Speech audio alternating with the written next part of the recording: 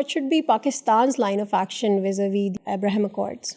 I think having relationship should not be a problem. It was a decision then that they will not have relationship with them. But if you look at the OIC, out of 57 OIC member states, 33 recognize Israel. I have another question, rather it is intriguing for me, that our enemy number one is India, and we have diplomatic relationship with India. With Israel, we don't have direct confrontation. We are supporting the Palestinian cause, which we can continue supporting even after having established relationship But with wouldn't Israel. that hurt their cause if Why we recognize should it? Israel? It has already hurt the cause. Assalamu alaikum and welcome back to another episode of the Pakistan Pivot. I'm Michelle Mohiyuddin and today I'm in conversation with the Honorable Ambassador Asif Durrani. He has served in various diplomatic postings, including in Iran, Afghanistan, and the United States. Thank you for joining us and taking out the time for us today. Thank you for having me. You recently wrote this book called The Turmoil, and it focuses on Afghanistan, South Asia, Middle East, Ukraine, and Pakistan. As someone who also likes to write, I want to know, did you have any realizations during your writing process while writing and publishing this book? And how did you manage to find the time in your busy schedule to finish writing of this book? Actually, it did not take much time because it's a compilation of my articles I have been writing since October 2018 when I retired from foreign service. And it is up till August 2022. So it's actually around 94, 95 articles I have written for different newspapers, magazines, or some international news outlets. So it's that. So I had to, in fact, compile it, and some friends suggested that why don't you bring it in the form of a book. So here it is. I noticed it's divided into 5 different sections, and it basically covers the entire geopolitical landscape. So we will try our best to discuss all of these different sections. The first section focuses on Afghanistan particularly. So how do you analyze the performance of the current regime? And in your opinion, what should be the roadmap of engagement of the Pakistani government with the Taliban in Afghanistan? Well, the current regime has come after a long fight, almost 2 decades. So it is easy to fight, then govern. And this is what precisely Taliban regime is facing. As Genghis Khan once said that it is easy to conquer the world on horseback, but you can't rule it. This is precisely what has happened in Afghanistan. There's one aspect which is quite intriguing. The United States, in fact, withdrew from Afghanistan under an agreement. But while withdrawing, they have imposed sanctions against the Taliban regime. So in a way, they have withdrawn as a vengeance. They have imposed sanctions and freezing all their bank accounts. Estimated at $9.5 billion. Now there are talks that perhaps $3 billion they will shift to Switzerland, and then that would be given to Afghanistan. But the question is whether that amount would be given in cash or through the banking channels, because banking channels cannot work in Afghanistan. And that's the biggest punishment now Afghan government led by the Taliban is facing, because they can't do normal businesses. They can only deal with currency swaps, including with Pakistan. So in a way, it has in fact contributed more to the poverty in Afghanistan. Almost 95% of the country is below poverty line. And we should be a cause of concern, not only inside Afghanistan, but all the immediate neighbors of Afghanistan and beyond. Because if a calamitous situation arises in Afghanistan, then in that case, the people are likely to leave their country. And their first stop, natural first stop would be Pakistan. So it would be a nightmare scenario for us as well. So what exactly are our dynamics, the Pakistani government's dynamics with the Afghan regime right now? And are the Afghan Taliban sincere with Pakistan? Well, we don't recognize the regime, but we have relationship like any other country because our decision has been made by the immediate neighbors of Afghanistan way back in September last year during the SCO summit. So this decision was taken on the sidelines of the summit that we will simultaneously recognize the future regime in Afghanistan, whether it is Taliban or any other regime. So far we have not taken the decision. Secondly, regarding your question with regard to Taliban's behavior towards Pakistan, I think it is normal. There could be some irritants. Those are natural. They are a militia. They are not politically savvy people. They, in fact, don't believe in democratic order. They think that they are the champions of Islam, and they interpret Islam according to the Afghan traditions rather than according to the Islamic spirit. So that is a cause of friction, not only inside Afghanistan, but its immediate neighbors or elsewhere in the world. Because Taliban are not the model of Islam, and perhaps no Muslim is likely to follow that model.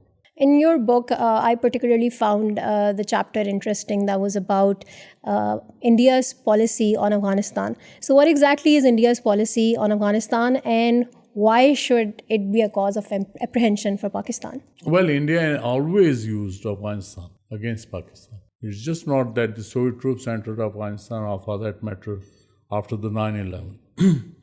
Even when Zahir Shah was ruling, India used, and the All India Radio was actually working as a voice of Pashtunistan. So they were supportive of that. So, otherwise, if you look at the Indian textbooks, then Afghans are considered as invaders.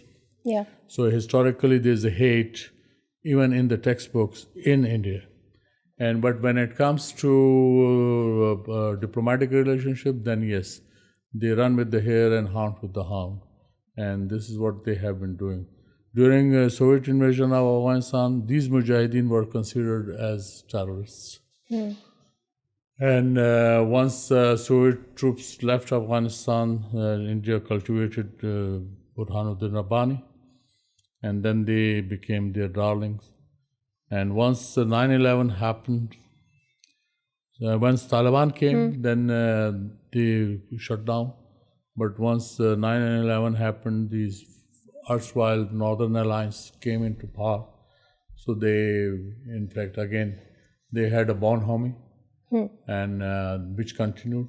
And in this particular period, after the 9/11, Indians, in fact, made full use of Afghan soil to finance TTP and also Baloch dissidents.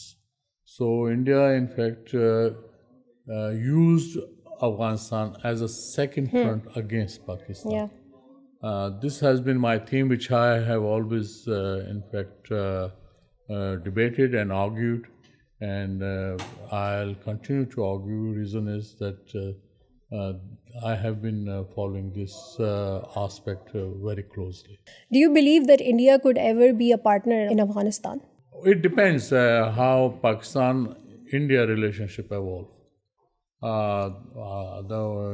And since there's a mindset which is adversarial, so at the moment it's not possible. But in future, you don't know. Mindsets can change. So that could, I'll leave it to the future. In the recent times, we have seen that the border tensions between Pakistan and Afghanistan have intensified multiple times. What is the problem? And will there be an end to this problem? I won't take it too seriously because this has happened in the past. And especially after the fencing of the borders, it has become an irritant. But it's most of the time it's the smugglers on both sides actually which are agitating. So it's just not that the Afghans are doing that, but our side also is involved. And we should not forget it that there divided ethnicities between the two countries. And and this is unique as far as Pakistan and Afghanistan is concerned, because this commonality of ethnic groups on both sides of the border is not there with Afghanistan's other neighbors. So here you have to deal this situation from ethnic point of view, that there are divided tribes on both sides of the border. How do you think that Pakistan can fulfill its dream of regional connectivity, given that we are surrounded by India on one side, Afghanistan, then also Iran? Iran is a heavily sanctioned state. India is a hostile state. Afghanistan, there's the Taliban government over there, and it's always in a state of perpetual conflict. So how can we achieve this dream of regional connectivity as envisioned in the national security policy of Pakistan? The problem is that it's our geography. As you have rightly mentioned, with India we have permanent adversarial relationship for the past 75 years. Afghanistan is unstable during the past 4 decades, but before that, again, we had some irritants. But those irritants were not of serious nature. Those were irritants, but at the same time, Afghanistan always maintained a neutral stance towards Pakistan, whether it was 61 war or 71 war. And then with Iran, unfortunately, Iran is under sanctions. So we are under sanctions indirectly, because we can't do normal business with Iran. Our banks are dollar-based, so they cannot do normal business with Iran. So it's only China with which we have full-fledged normal relationship, and luckily we have the best of the relationship. Yeah. We owe it to China as far as our industrial base is concerned, and the economic cooperation, and we have now our bilateral trade touching close to $15 billion. And then there are Chinese concessions. We are into free trade agreement with China. And then sky's the limit as far as our exports are concerned. The problem is with us that we don't have the export surplus, which can meet the Chinese requirements. But hopefully that would be overcome in future. So when you talk about connectivity, the political problem is there with India. If you continue to have political problem, then South Asia is out of the equation as far as connectivity is concerned, because India neighbors all the South Asian neighbors, Pakistan doesn't. And then if you want to have connectivity with Central Asia, then stability in Afghanistan is a must. It's very essential. Hopefully there will be stability in Afghanistan. With Iran, we have a connectivity, and now Iran, Pakistan, and Turkey also have rail connectivity, and that can lead up to Europe. That is a possibility. And also with hopefully with the passage of time, this our connectivity towards West would become a reality, and then hopefully someday with India also this connectivity will become a reality. So but it will take a while, and it all depends on how we deal with each other, I mean India and Pakistan, and how the two countries in fact change their narrative about each other and change the mindset.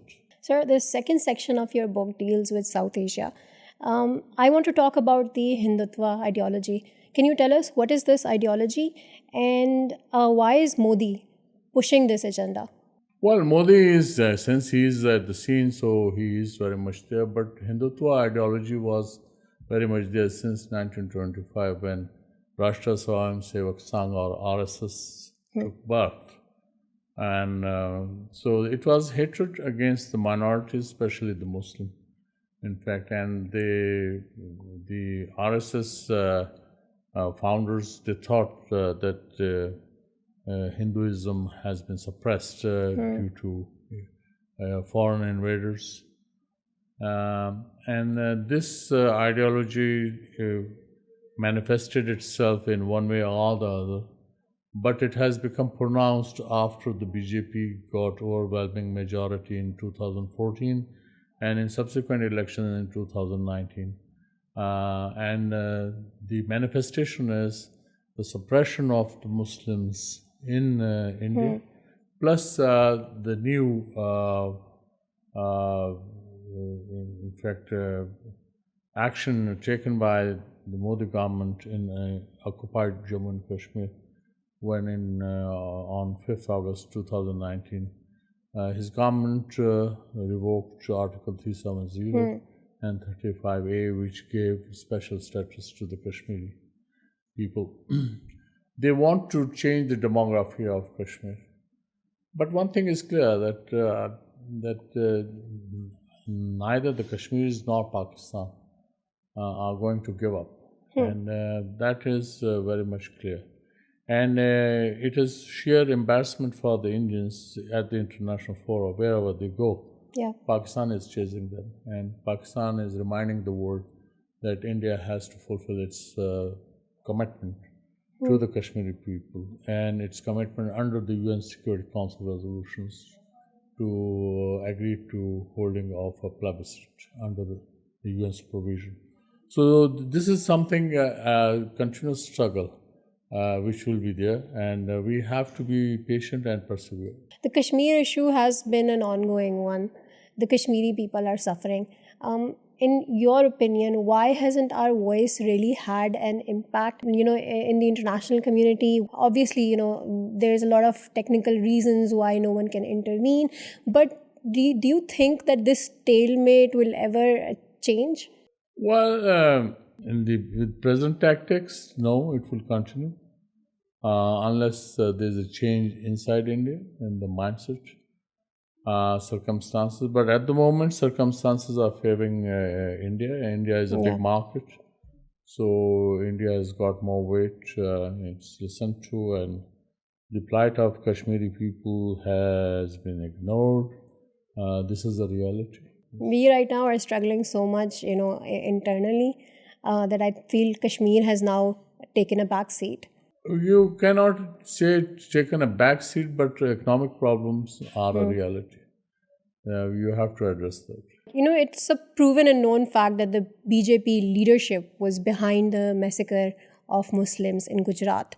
So why the global silence? Also, recently, the US State Department spokesperson, while referring and answering to a question regarding Jamal Khashoggi's murder investigation, he termed Prime Minister Modi and bracketed him among some other murderous dictators in the world.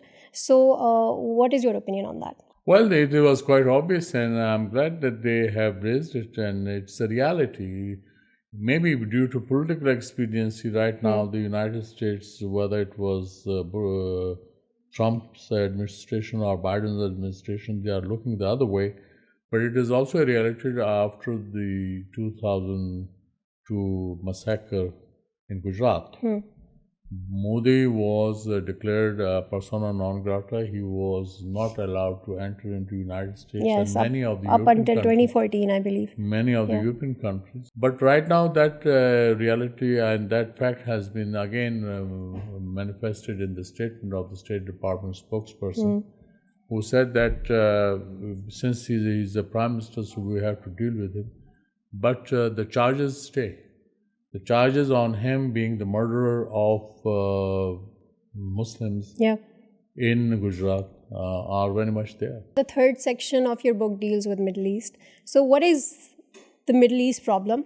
And can we really expect any semblance of stability and peace in this region?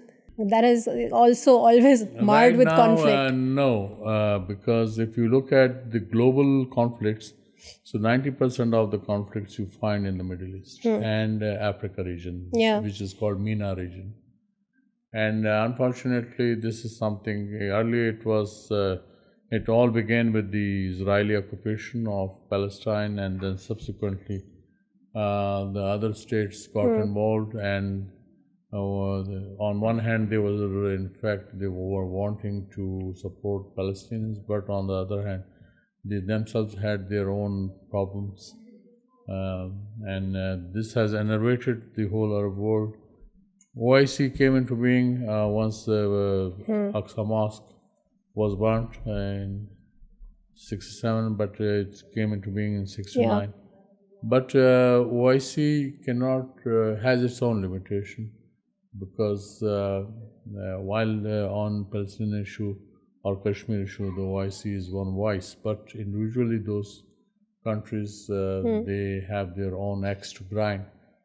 So you find different voices then. And then after the signing of Abraham Accords in 2 years ago, it is now, it looks as if Israel is gaining more influence, not only with the UAE, Bahrain, Morocco, and Sudan. There are reports that, in fact, for all practical purposes, Israel and Saudi Arabia are into cooperation.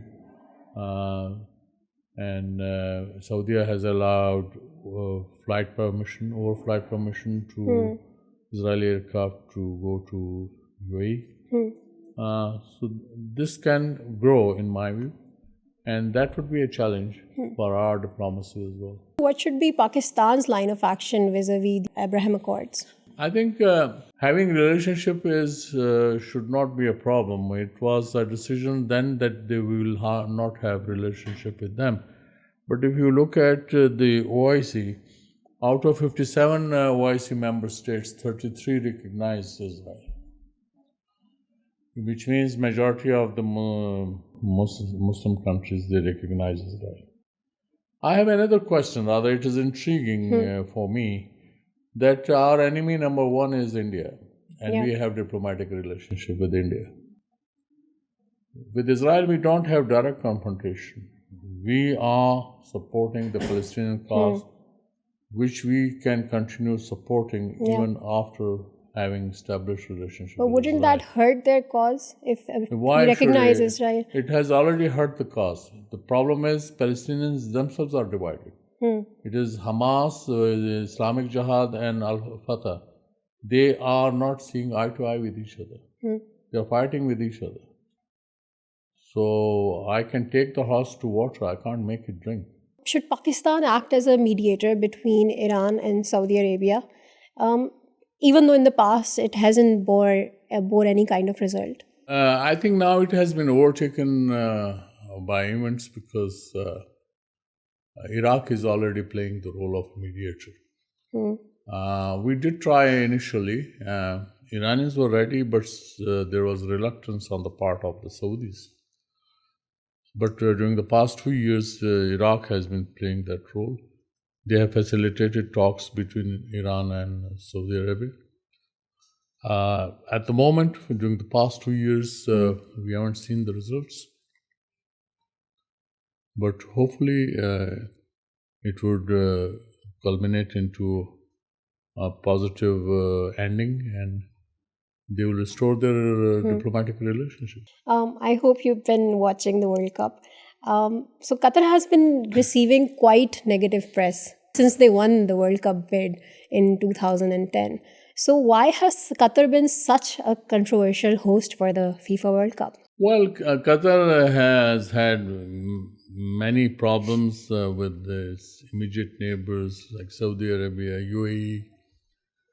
And so that had in fact trickled down. But I don't see it in recent months, because Qatar had mended fences with Saudi Arabia and also with UAE, and their teams are playing there. They have restored their relationship. There have been exchange of visits. So it is not anymore an adversarial relationship between Qatar and other Arab states. And of course, Qatar has also been punching beyond its weight in diplomacy. It is looking after the American interests in Kabul, and Doha is the political office of the Taliban during the past 1 decade. So that has added to its diplomatic stature. There's no doubt about it. So perhaps that may also have been a cause for concern. There are a lot of allegations on Qatar regarding human rights violations, and especially when it comes to the migrant workers who went to Qatar to build the stadiums and the infrastructure to host these sporting that is also true. event. And I think Qatari government has to come clean on that issue. As a seasoned practitioner of foreign policy, I want to talk to you about the Russia-Ukraine conflict. A lot has been written about it. What is your opinion and your take on this conflict? I believe that Russia has been pushed into this situation. And its attack on Ukraine has been the Cuban Missile Moment of 1962, when the US issued a warning to the former Soviet Union to remove its missiles from Cuba. There are some intriguing questions. That what was the expediency of keeping NATO once the Warsaw Pact had dissolved? And since 1992, NATO has expanded from a 12-member military alliance to now 32 members military alliance. It has expanded. And it is, in fact, a clear announcement of establishing hegemony at the global level, which they are doing. And Ukrainian war, in fact, has reinforced that argument, because earlier NATO member states were lackluster as far as their defense budgets or their contribution to NATO was concerned. But now even Germany has doubled its defense budget from $50 billion to $102 billion just for the NATO. So this is something should be a cause for concern. And then Russia, in fact, wanted to be part of the Europe, but it was shunned from joining the Europe or European alliance, if not the European community. So this is something they did. Europe did it deliberately. And it would only benefit the military-industrial complex in the United States and other weapons-making countries in Europe. Do you think that it was short-sightedness on the part of Europe to become so heavily dependent on Russian gas and Russian oil, to the extent that Russia wields a lot of power over Europe? With, in just one go, Europe faces a very dark winter. I mean, in trade, you just cannot do trade with the countries on an ideological basis. So even when Soviet Union was in existence, the trade was there, and Soviet Union was exporting gas. Now it was developed more, and it is there with all friction, with all kind of criticism of China. China is still the largest trading partner of the United States. It's the largest trading partner of the EU. It is even now the largest trading partner of India, despite the fact that they had skirmishes 2 years ago at Galwan Valley. So in fact, in that also the criticism is that the United States wanted to, in fact, replace American LNG with the Russian gas.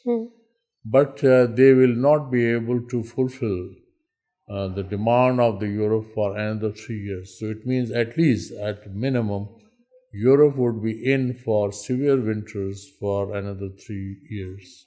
Even if the Americans go with full swing in enhancing the production of their LNG. Finally, do tell me about the Grand National Dialogue. We have seen a series of events under the IPRI banner. So what are you trying to achieve? It is, in fact, a sequel to the national security of Pakistan. It is all evolves from there, whether it is your food security, water security, or health, or population, military balance, and political stability in the country, rule of law, economic stability. So, in fact, this Grand National Dialogue encompassed all these issues, which, in fact, impact Pakistan socially, religiously, economically, militarily.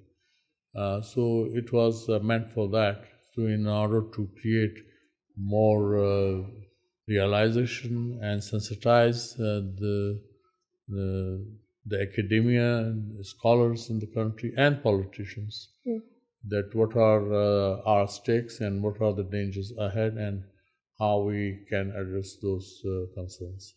Sir, what is your take on the current political events that are happening in the country? Are we at a very critical point in Pakistan's history? Look at all the political parties. It's the family limited companies Yep. which are ruling.